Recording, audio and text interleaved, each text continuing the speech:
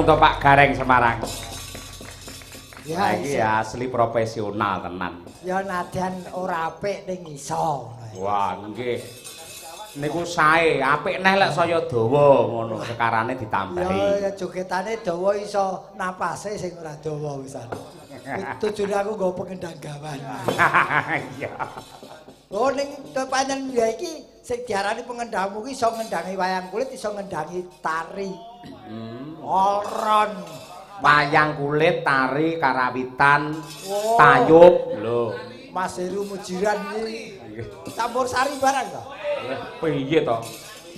Wis zaman kondang-kondange ndemen iki ngene Mas Arif ngono, wo tenan. Pancen ya iki modalku, Mas. Iya, Mas. Dadi rikala cilikanku ning Ngesti Pandhawa wayang wong kono ki setiap anak wayang ora ketang sabetan kudu iso joget. Ora ketang paribasane sampak kudu iso nabuh. Oh iya. Dadi dasare wis iso sing penting ngerti nyang irama. Kuwi ya nadyan ora dadi penari hebat, ora dadi pengrawit hebat, ning paling tidak bisa joget. Iya. Walaupun sampean dapukane lak mesti dadi gareng to. Lho mbiyen ya ora gareng, Mas. Hah? Aku mbiyen ki ya joget serabut pokoke. Ning urung nganti dadi wayang rol. Ngerti wayang rol? Wayang rol inti. Inti utawa lakon lah. Urung tahu aku sik bolo dupak biyen.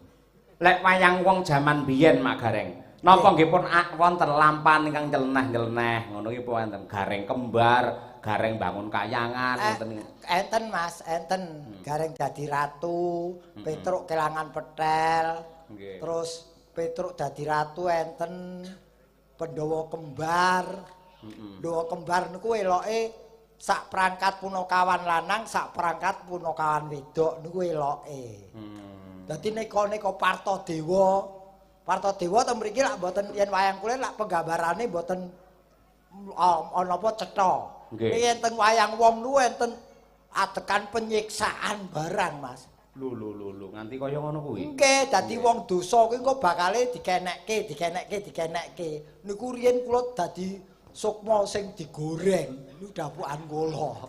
Dadi sampeyan dadi sukma sing kebak dosa ya. Bocah cilik ning wis nakal ndidis, ngapusi, nyolong njupuk, akhire bareng mati mlebu neraka kena hukuman digoreng. Niku main teknik mawon. Oh. Goreng tenan ya bosok. Jadi wong penggambaran di situlah tempat tontonan ya tuntunan niku temriku. Nggih. Lha jane tenggene wayang kulit Partadewa nika nggih enten. Enten delok kaya apa to neraka. Nggih. Wah, lah kaya ana wong wedok gelungan mangap-mangap anggere pas mangap kok lambene njur disuduk nganggo linggis kae mbiyen gaweane ning donya apa. Nggih. Kae mbiyen sinden ning anggere dijog menti balekne terus ngene enek mbiyen. Dadi wong ngapusi, wong nolak nganu niku nggih dosa nggih Mas nggih. Bener ngono kuwi. Ngono dikelirke. Kula gawe lakon anyar Mas, nggih pun kelampahan dilakokke. Werkudara Gering. Dalam kurung gareng dadi Werkudara ngoten niku. Oh, Werkudara Gering disike Werkudara kuru ngono to? Nggih, sing dadi Werkudara gareng, ngembari Werkudara tenan. Niku yen niku kelirane asli gawean kula. Pancen titeling ngoten mergo lakone humor, Mas. Nggih. Kula jane suatu saat niki mung angen-angen Mas Gareng. Napa Mas? Gandeng panjenengan mlakun mumpuni pengalamane nggen panggung garap lakon niku yen dibanding kalih kula nggen pengalaman mesti menang jenengan. Niku saestu. Upama suatu saat niku ya yen sing nanggap niku kersa. Dadi gareng wayang wong iki tampile ora mung nggen limbukan, nggen goro-goro, ning masuk terhadap lakon.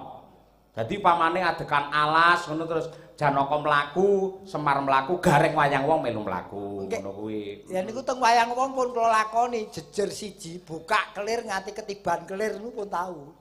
Kok ketiban kelir? Tegese jejer siji nganti entek-entekan niku kula metu terus pun tahu. Niku lakone Semar mantu. Ning lak wayang wong. Wayang wong. Teng wayang kulit upamane ngono suatu saat. Golek wong sing gelem nanggap ngoten. Ayo. Dadi bar gara-gara pamane Ponokawan jedul ngono kuwi pethuk karo Werkudara. Dadi kula terus mancik debok mriku. Ya ora kudu. Ya ora tetep nang kono to nang kene ngono. Jare kok dadi siji karo wayang kulit. Ya awakmu sing mancik debok ngono aku ya wegah lek Umi mancik debok lah aku gelem ngono.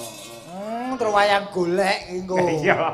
Wah, aku mbayang nemu endah mesti apike. Dadi Mas Gareng iki payang wong cucuk tenale tampil wiwit jam 09.00 sore nganti kentong subuh. Engko mudune bareng karo dalang penabuh sinden. Wah, mesti apik. Kowe ora kreasi kuwi, mengurangi beban dalang. Ya ora. Lho, kehadiran Gareng wayang wong ajakmu dalang wayang kulit ya mikir lho piye weneh nggon, piye mengko iso apa kuwi jenenge rembukan iso setel karo Garenge. Nek kabeh niku iso-iso mawon kari ditampa apa ora terus ana sing nanggap apa ora. Ngono lho. Mbok kreasi macem-macem kelirmu mbok sorot kok mburi ora ana sing nanggap ya percuma. Iya. Upamane sok enek sing nanggap sampean melu kelir nganti tancep kayong upamane. Ngono ya bajete ya padha karo ngene iki. Terima pamit. Wong wiwit buka kelir nganti tutup kelir kok ya kabeh iki jer Basuki mawa beya. Tidak hanya untuk saya tok, tim kreatif pun juga harus diberi upah. Oh iya. Yen perkara kok ngono iki selara lopo aku sing ngakoni kabeh Mas wis. Elok, nggih. Nan aku ki urung tau kowe. Ngene wayang wong isi Pandhawa ki Anoman obong Anoman diobong tenan kowe tau kok. Jan diobong tenan. Diobong tenan.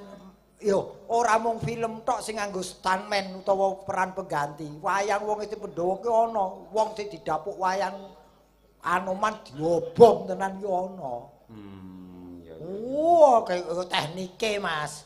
Nganggo kaos kayak kapuk terus disemprot spiritus.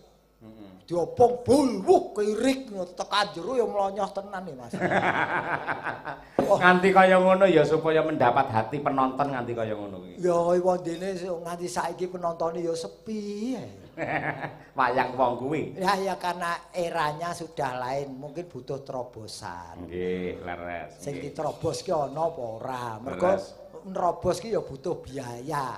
Kalau untuk anak wayangnya sendiri membiayai ora bakal tekan. Lah pemerintah daerah dalam hal ini yang membidangi kebudayaan harus turun tangan. Bola-bali aku wis matur. Yen kepengin wayang wong kuwi lestari, lebokno ning APBD titik. Dadi wis mati uripe wayang wong kuwi ya pemerintah. Lah yen wis ora ngukup ya wis bubar.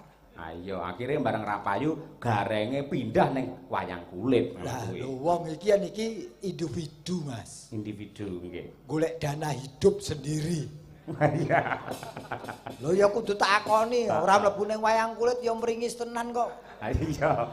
Ning lha ya sampean kerep syuting nggih campur sari ning TV ngono kae. Ya mung yen wis gelem melangkah ini kreativitas jangan berhenti. Mung karep tok ning ora diudi ya ora maju. Betul, nggih. Aku wis nganti wis entek apalan aku iki ngantian. Nanti kaya ngono kuwi. Oh, dagelan iki diuji nun sewu aku ora ngunggul-unggulke awakku ning iki pengalaman. Dagelan diuji iki ya mung aku iki lho, Mas.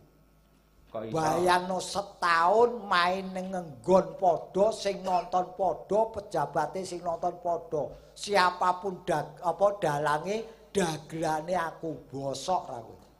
Sesasi pisan kuwi. Sik aku kelingan yen ra kleru kuwi ning gubernuran kuwi. Nah, sesasi pisan pendak tanggal 17 wayangan dalange gonta-ganti ra masalah dagelane aku bosok. Lha malah beruntung to ben sasi entuk jatah maton. Kuwi duwite. Lah nek gawe guyu kuwi lho. Ning wong yen gelem ikhtiar lan budidaya tur ya aja isin takon. Akhirnya mendapatkan solusi yang baik dan benar. Iya, mergo akhirnya mencerdaskan jenengan ben sasi pentah neng nggon padha akhirnya ya gelem ra gelem sinau dari belajar itu akhirnya jenengan menjadi sukses. Terbiasa termasuk ngotak-atik gathuk kuwi mau. Nggih. Wong pancen wong ki kudu ikhtiar lan budidaya. Nggih, leres. Lah menika wau sonten wonten ingkang ngersakaken Pak Kadi menika ngersake caping Gunung Jenggleng. Nah niki Sing disuwun utawi ingin dipun kersakaken menika Bu Kesi. Oke. Ya, Ya Bu. Mbok-mbokane sinden iki. Nggih. Pancen sengaja wau limbukan mboten kula tampilke. Nah, ben ora mambu. Heeh. Didem sik. Didem sik, dinget sik ngono. Metu esuk para esuk ki wone lak wis adem, awet tumrape panganan. Ah ya, nggih. Ya Bu Kesi kancani Pak Gareng Bu Kesi. Ayo coba iki ya iki jane pasangan lawas iki malah saurunge aku muncul ki ning daerah Jawa Timur mligine ngono anggere Pak Gareng terus sindene Bu Kesi. Walah, biyen wis ndak umum pisan. Biyen Jawa Timur ki Tritunggal. Sinten niku? Mbak Kesi, Dwi, Yosi. Wis kuwi. Oh iya. Nek dinggon ki isine mung cah telu tok. Upama ana sing tuwa sithik ki bakar rumah kae. Oh iya. Galeh. Bakar rumah kae. Ya wis isine ya cah telu ki, berarti aku wis tuwa ya. Biyen sik prawan saiki wis anake papat ki. Lah nggih to. Kula niku nggih gumun kalian jenengan Pak Di Gareng. Kenapa? Ket kula cilik sak padha umi niki lho. Kula tasik mahasiswa. Teko sakniki kok jenengane ndak ada perubahan. Rumah saku kok ajeg enom, ajeg ganteng, lucu, manis ngono lho Pak De. Obatnya apa Pak De? Resepe. Los setrum. Los setrum. Ora gagas sing neka-neka, gagase nyukupi kebutuhane anak bojo. Aku iki wong lanang tertib. Ngono. Kowe iki iki Kesi iki bojomu ki ya ora ana perubahan blas lho. Piye? Wiwit legan nganti duwe bojo ki galak ora umum. Galak, ora galak bojoku ya duwe demenan meneh. Yo ora, yo. Ya aja ngono to wong kuwi hobi kok dipegat. Oh, jangan, lek iso ya aja. Wong lanang ki perlu digalaki Pak Gareng. Ning suatu saat tok wae. Aja digalaki wong lanang ki ora butuh digalaki tok kepengin bojomu nurut ki servise. Pripun niku? Yo mangan diladeni, apa-apa diladeni kuwi sing penting. Oh, siap. Kowe angleno sithik, balik kanan bubar jalan. Siap Pak Di Gareng, tak servise bojoku sesuk-esuk. Wis sesuk servis, lah aku pengen mangan ndang cepaki seneng aku apa. Ya perlu yoyok ki aja mung diservis, turun mesin. Padake kendaraan ora turun mesin. Lah iku wong Gojek kok. Nggih. Iki lho dikersake mau Bu Kesi karo Pak Kadi ya kuwi caping Gunung Jenggleng. Ayo. Nggih. Kale Mas Deni nggih kita sik wungon lho. Nggih Mas Deni. Mantune Pak Panjang. Ayo. Ah ya wong wis setahun kok nggih Mas. Wis setahun ki bisa ditinggal. Bener Mas Deni, apa wayangane pas mbiyen bar akad nikah malah rekoso jenengan. Rekoso sampe kepengin nonton ning bojone Gondeli. Nah iya. Yen saiki ya wis ditinggal ya bojone ya wis kono kepenake. Lah iya ngono kuwi. Yang selalu menjalin komunikasi men ora ada salah paham agapuan karo panggung, tendo dan sebagainya iki Mas Deni niku. Nggih, Mas Deni menawi kepareng matur contohlah baju yang dipakai sinden ini. Ini motifnya kembang. Kembang itu kemanapun Anda berada, banggalah dengan keluargamu yang di rumah. Oh iya. Orang Mas Deni tok, termasuk Pak Dalang. Lah ya aku ngandani rono ning nyemet kae. Aku ki mau meneng masa disampluk iki nyapa lho ora. Lendange biru. Ayo. Lho ki ndongake Mas Deni biru ki biswa rukun. Wah iya. Masuk. Sinden nganggo kaos kaki. Iki kademen iki. Iya. Yo Bu Kesi aturno pangkur caping gunung. Nggih. Saben bengi nyawang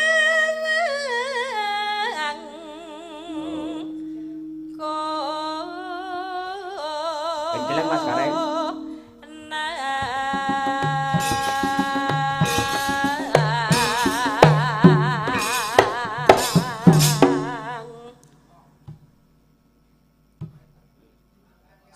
Ayo, Aku sik apa kono sik? kowe sik. Oh, lah ora.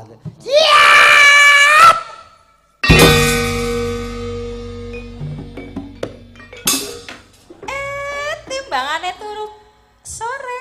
Ya long turu wong ora tanggapan kok. Iki parikan aja diprotes ora. Aku ora tanggapan turu sore kok. Waduh. Ayo nonton wayang. Neng ndi, Bu? Teng daleme Bapak Panjang. Lho, wayangan to? Inggih dalange. Pak Cahya Kuntadi sing ganteng dhewe. Dagelane Pak Gareng sing lucu-lucu dhewe. Aman. Amin. Yen memajang mung karo janur kuning janur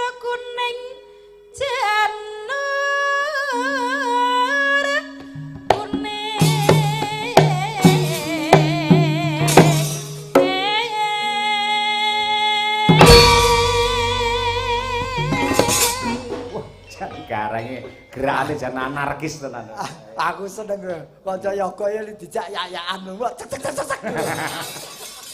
Tak kudange Mas Deni. Sing bagus-bagus dhewe. Sing manis-manis dhewe. Sampun Mas Deni wis guyu. Ayo piyai semono dikudang ora. Ayo timbangane ngudang kowe ya mubadir. Lah kok udange Mas ya sing manis-manis dhewe. Ya kowe ya siap gerak ning ra sembodo. Nang omahe gur dicueki karo bojoku. Bojoku kuwi uwange terlalu anteng, Pak Gareng. Tak kei rumus. Meneng ora enek apa ya sing hal-hal penting sing kudu diomongne dhek ya gur. Tak kei rumus supaya bojomu memperhatikan kowe. Isuk uduk-uduk bar subuh kae. Metu mlebu kamar nganggo bikini. Bikini? Apa bikini? Wah, ra gaul kowe iki. Bojoku malah semaput. Terus kowe dhek ngangge bikini ngedem ning aku mentak kowe iki macak opo? Loh, lah ya terus kowe lomban ning bakmu kan lho. Bak karep omah terus. Wah, bojoku ra jalan malah isin ditutupi deh. Klasik deh, alirannya kuno, aliran klasik banget. Oh iya tau, ora kreasi tau? Klasik deh, wong terlalu anteng banget, terlalu halus deh. Ora apa-apa. Ya ki halus. Walah, dia mau ora tau omongan kok. Aja sok ngentengke halus lho. Minuman keras ke mlebune halus, ini nganteme ning kene lho. Hati-hati, wong halus ki nganteme. Lah iya, saking halusnya deh iso sampe aku brojol papat lho Pak Gareng. Iya, wong lek meneng ini malah aman Mas Gareng. Ngapusi karo ora angel dibedakne. Lho ngono. Lek wong lanang wek. Walah kok gampang kowe genah ngono kae engko patrape ngono kuwi. Lho, sik iki kok iki pengakuan dosa to iki? Lah piye to? Lah kok kowe kok ngaku dhewe? Ora. Upamane aku dadi wong halus sih ngono kuwi ngono lho. Lho ning perlu monitoring sesama pasangan, monitoring perlu. Iya. Soale ana lenane wong ki mesti kedunungan lali, salah, luput. Wis diawasi wae yen perlu bojomu ki dipasang remote. Heeh, Dadi ning ndi kira-kira arep anu tit no balik dhewe. Iya, ora terima remote. Alarm. Tak gambari cecak barang. Kok digambari cecak ki apane? Ya ben aman ngono lho. Engko dhek lek mulih ngono sak wayah-wayah. Nggih tondo karepe nggih tondo. Dadi pamane aku lunga ning Surabaya ana digambari cecak. Wah aku mulih tekan omah didelok cecak ijik apa ora? Ijik, aku mending ngono kuwi. Lah yen cecake terus dadi tekek. Ora. Wah, iki bermanfaat iki. Ya iya.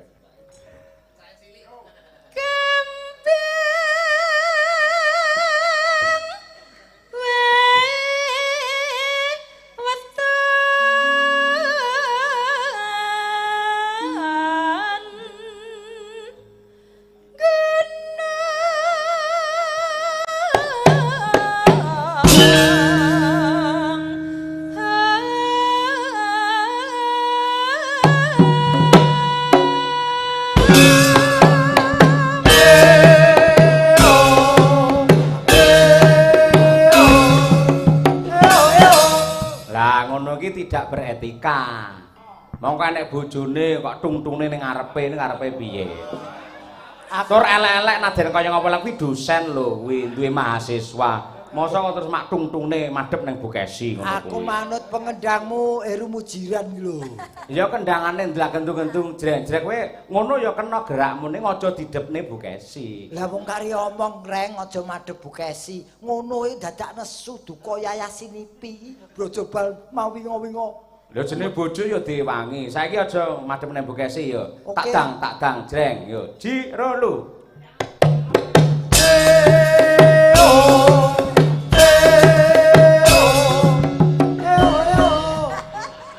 Tetep madhep rene iki lho.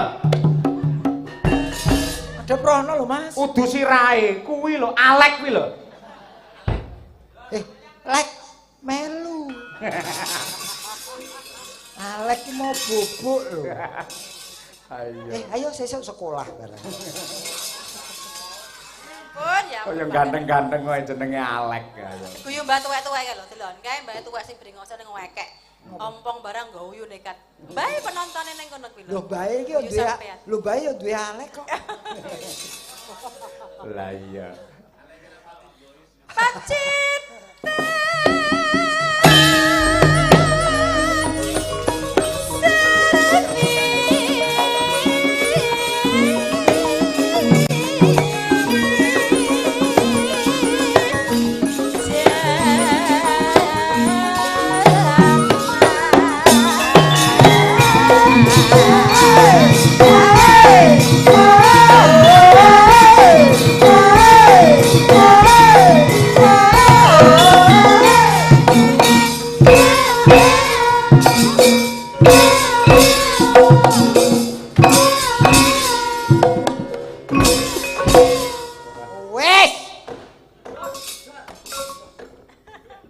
Wis kadung ngene iki rasa Polahe Alek nganti kaya ngono kuwi ya. Mbuh sesuk pacaran lho, Lek.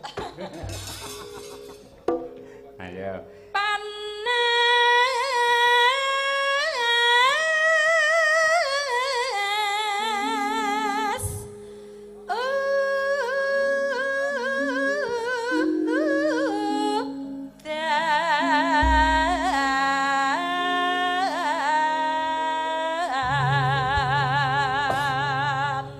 Saiki parian adu kecerdasan sinden saanane. Ayo. Ya nggih. Adian parian ning isine donga. Arep ndongake Pak Panjang monggo, Bu Somi monggo, Mas Deni monggo, Piyayi Ngrandu monggo. Ah iya.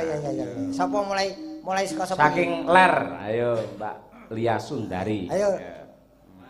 Lius, ayo Lius. Ya. Tuku buku ning kutha Pati warga ngrandu mugi tambah rejeki amin. Yo gandeng Piyayi Ngrandu nonton iki mesti piyayi yang berbudaya le ngamini ngangge lagu Pak Jabi Allahumma amin. Ya ngono. Dibaleni saka Mbak Lia, engko sing ngamini para penonton nganggo lagu. Cacak. Ya. Tuku buku. Iya. Ning kutha Pati warga ngrandu mugi tambah rejeki. Ya, Allah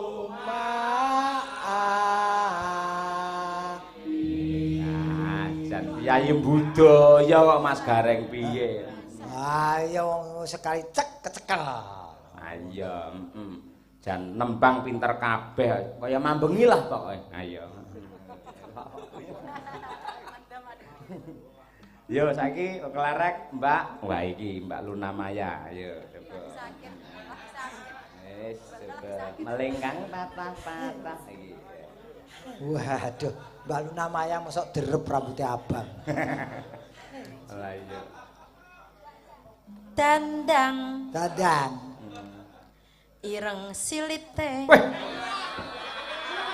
Piye kuwi ireng nek kasar men iki? Sidan kurang gawean nonton nonton anu bokong dandang Pak De. Ya Allah aku ngleyor ngantuk Pak De. Dandang kok ana sinite iki. Ora, ganti Pak De. Yen dandangi ana bokonge. Bokong, Lek nek sing keliru. bolong sithik kuwi lagi ana kuwine ora. Keliru Pak De lah, aku grogi dingoti Pak De. Lho kok wong salah kok nyalahke wong liya. Ya salah bareng. Baleni anu. Oh, mbok. Baleni, sing Mbok salah tu- Pak De. Mbok tutik ngono ya. Pedheke iki kaya dandange terus ayo. Dandang. Dandang diapake meneh. Ireng bokonge. Bapak panjang mugi tambah kathah rejekine. Aku wedien kleru bapak panjang ireng bokonge. Wis wah kuwi anggere gawe parian medeni wong. Ya. Yo, diacak Umi. Yo. Ayo malah guyang-guyu ya ditanggapne ae ora ayo. Anoman. Anoman si kethek putih. Anoman. Anoman ngopo? Senengane arem-arem. Wah, Anoman gaul kuwi. Yo Anoman wayang wong, Mas. Oh iya. Sedaya warga kecamatan Kauman Heeh. tansah ayem tentrem. Allahumma amin. Jangono. Ayo kuwi lho apik Anoman mangan arem-arem, Kauman penggali tentrem apik ora kok dandang ora. Ireng. Sisile. Jan ora. Ya mene kok ngrebuk sisil. Ayo. Mbak Najwa, ayo. Mbak Najwa. Mas Najwa yo. Mata Najwa, ayo. Pokoknya ora oleh ngrebuk dandang lho, Pak. Ayo. Mangan tahu, Mangan tahu. entek sak tampah, Apa? warga ngrandu, Aduh. mugi berkah. Allahumma amin. Yo, Mbak Laras. Nah, sinden unik. Iki nganti elek ngisini-sini Wonogiri. Ayo. Nano. Yo. Abang, Apa? abang, Sing abang apane? karpete Oh, karpete. Abang. sama karo kambek merah. Sik ta kuwi piye to ki lek omong kuwi? Yen kambek ya kambek tok, yang sama ya sama tok ngono. Dicampur aduk kambek karo sama ora. Abang sama kambek merah. Abang. Abang sama karo merah. Abang. Pacarku sing gambang. Jangan marah.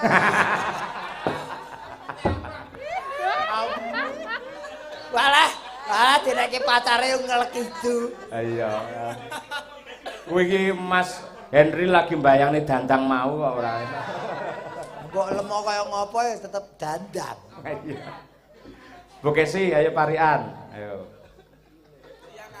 Mangan pisang, Mangan pisang. Lah kae malah ngumpani kae ora. Pisange Pak Panjang ngono. Diadahi dandang. Ayo. mangan pisang, Mangan pisang. neng pinggir sumur. Mugi-mugi Pak Panjang tansah subur makmur. Allahumma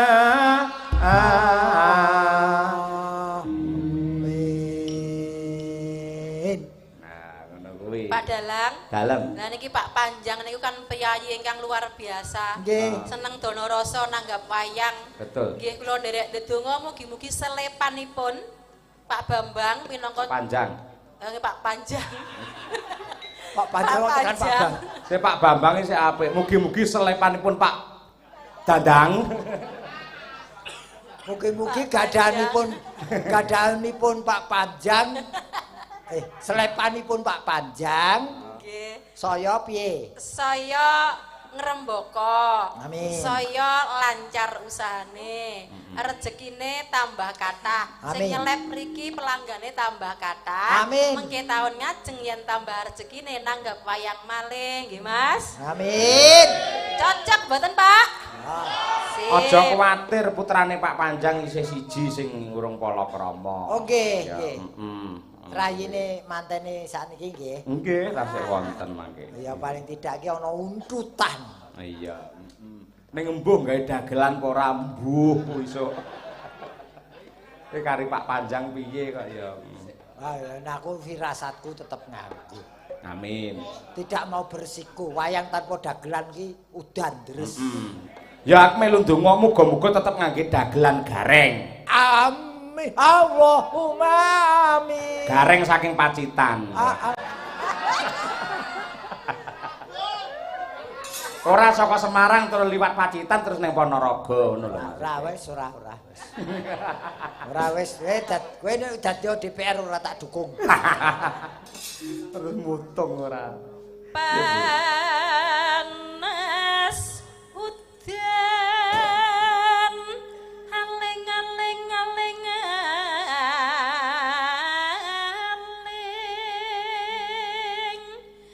jebing gunung.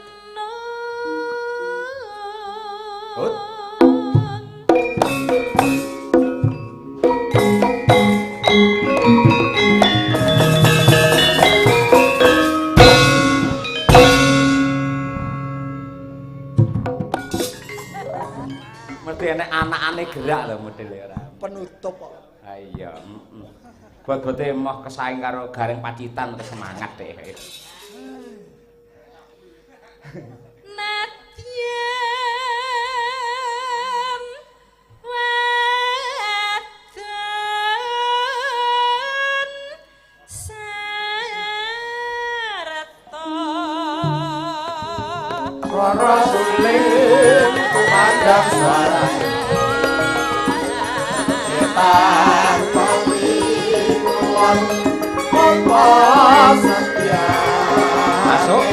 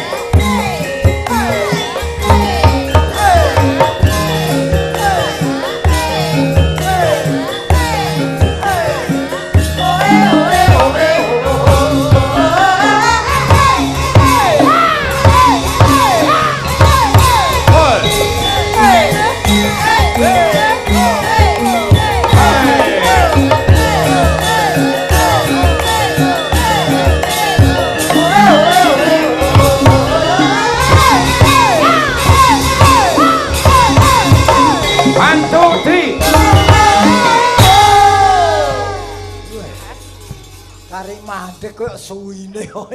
Kajake reme blom. Ya jenenge kreasi ngono kuwi. Supaya ora juarei. Iya. Inovasi tetep digawe. Ngono kuwi. Setiap tahunnya berkembang kok. Mongko Caping Gunung hit wiwit tahun piro Mas Gareng? Caping Gunung hit itu mulai tahun 95, 94 ya 95. Lah ya mongko nganti saiki. Indonesia Yen ora cara masakan dibumboni sithik-sithik ngoten lak mangke mbok menawa juarei. Kaya mbiyen iki kaya lagu wajib tumrape pagelaran wayang kulit Indonesia Mas tahun 95 kuwi Caping Gunung metu. Ayo terus tak inovasi, tak kei jogetan, tak kei gerak lucon itu jadi sekarang menjadi sampai sekarang kendangane model jogetan ngono. Oh, klebu anu gerake Alek barang ke mau jan-jane lawas kuwi ya. Lawas kuwi gawean lawas kuwi. Wah, jan elok luar biasa. Menawa tasih wonten pamundhut. Napa Mas? Napa Mas? Sambel kemangi. Cocok. Cocok iki sing energik iki. Metoke dandang apa ora? Ayo saiki dandange sik karo apa? Karo panci? Karo sinten? Terserah. Karo Umi, ayo Om, berdua Om. Kalau dijak karo Mbak Dandang. Tak kepengin nonton goyangan Banyuwangen. Ayo.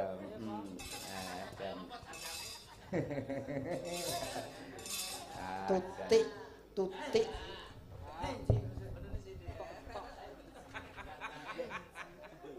Wah, jan. Jenenge do Tutik Eri Prai ing kamar mandi.